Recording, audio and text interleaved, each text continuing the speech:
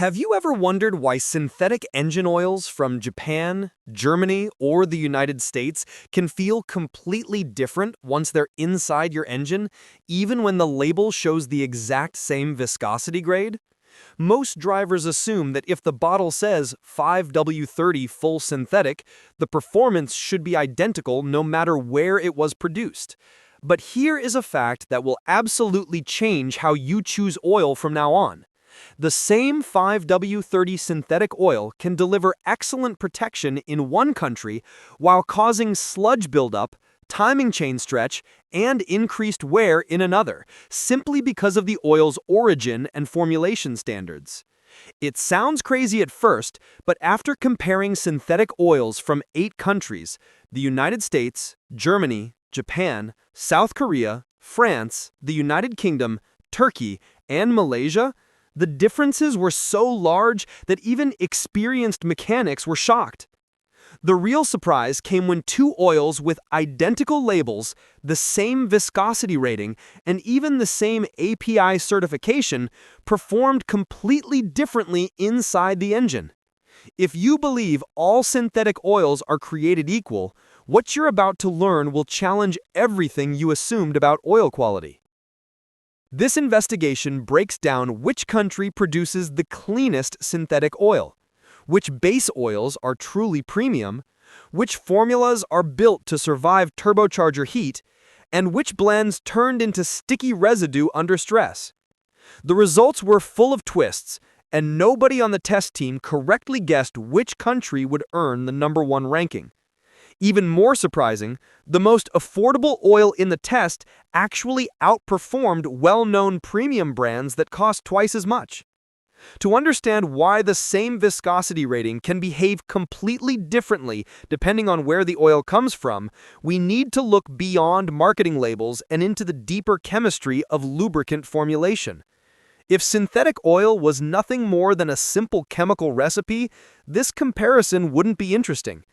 But synthetic oil is influenced by each country's environmental policies, additive regulations, fuel quality, engine technology, average climate, emission standards, access to raw materials, and even corporate certification rules. Behind every bottle is a blend shaped by local automotive culture and regional engineering priorities. Most consumers focus on the label, believing the word synthetic guarantees a universal standard of performance. However, here's the real truth. A 5W30 produced in Germany is nothing like a 5W30 blended in the United States. A 0W20 designed for Japanese engines behaves completely differently than a 0W20 formulated in Malaysia, even if they both meet the same industry test requirements. This difference comes from the base oil groups and additive packages chosen by manufacturers.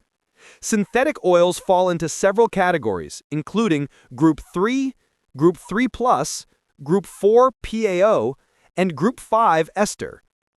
Group 4 and 5 are considered true synthetic base oils, offering the highest heat stability and the cleanest performance inside the engine.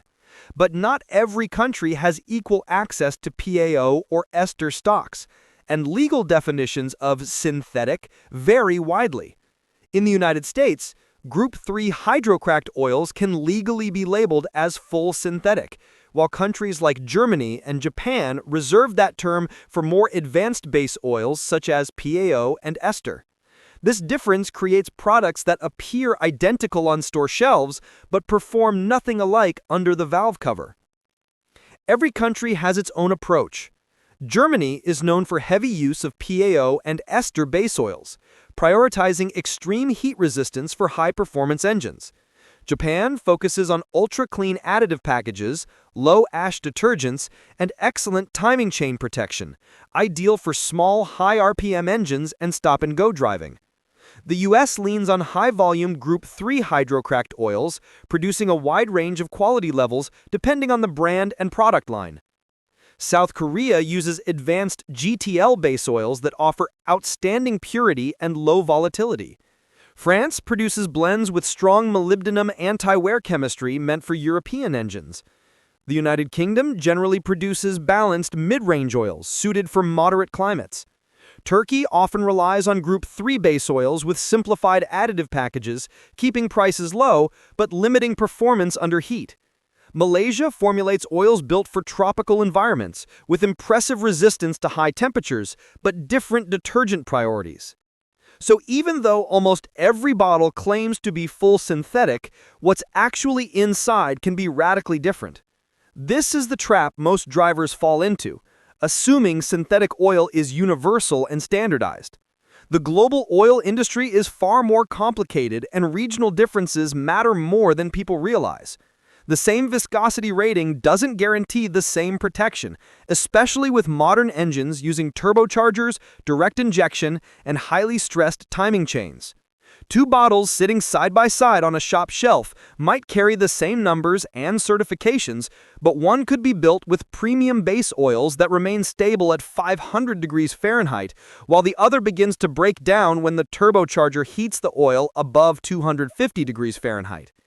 Once you understand how much variation exists behind the label, you realize choosing oil is not just about memorizing viscosity charts. It's about understanding how formulation, climate, and engine design come together inside your car. In the next section, we break down exactly how these oils were tested, using both laboratory measurements and real-world engine stress, followed by a full engine teardown to reveal what the data never shows on the bottle. If you ever believed all synthetics are the same, the results of this comparison will change your mind forever. To understand which country truly produces the best synthetic oil, we needed more than marketing claims and brand reputation. We designed a test method that combined controlled laboratory evaluation with real-world engine stress, followed by a complete teardown to see what happened to each oil where it matters most, on the metal. It wasn't enough to pour oil into one engine and measure noise or fuel economy. To eliminate bias, each oil was analyzed in 3 phases. The first phase involved full laboratory analysis. We measured viscosity at temperature, anti-glare metals, molybdenum levels, detergent packages, oxidation resistance, and how the oil's chemistry changed after extended heat exposure.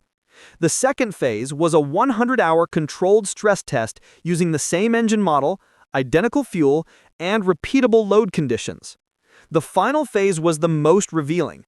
Every engine was completely disassembled, every cam lobe, bearing, piston crown, and turbo feed line was inspected for varnish, scoring, sludge accumulation, and signs of timing chain stretch. Only by combining data with physical evidence could we rank how each country's approach to synthetic oil performs in reality. We began at the bottom of the results to understand the weaknesses before we reached the leaders. The 8th-ranked oil came from Turkey. Turkish synthetic oil is impressively affordable, sometimes less than half the cost of major US or German brands. That alone makes it attractive to everyday drivers. But price doesn't tell the story under the valve cover. Most Turkish oils rely on basic Group 3 base stocks and simplified additive packages designed to bring down costs. During testing, viscosity dropped by almost 18%, which means the oil thinned out under heat and shear. Oxidation levels rose quickly, especially around turbo feed lines. Light scoring appeared on cam lobes, and carbon buildup developed faster on piston crowns. These oils can be acceptable for short, gentle driving intervals, especially on naturally aspirated engines, but their durability collapses under high turbo heat. A mechanic described it best. Cheap synthetic is fine until the turbo hits 250 degrees. Then it becomes glue. For modern GDI or boosted engines, Turkey's synthetic oils simply aren't built for punishment. 7th place went to the United Kingdom.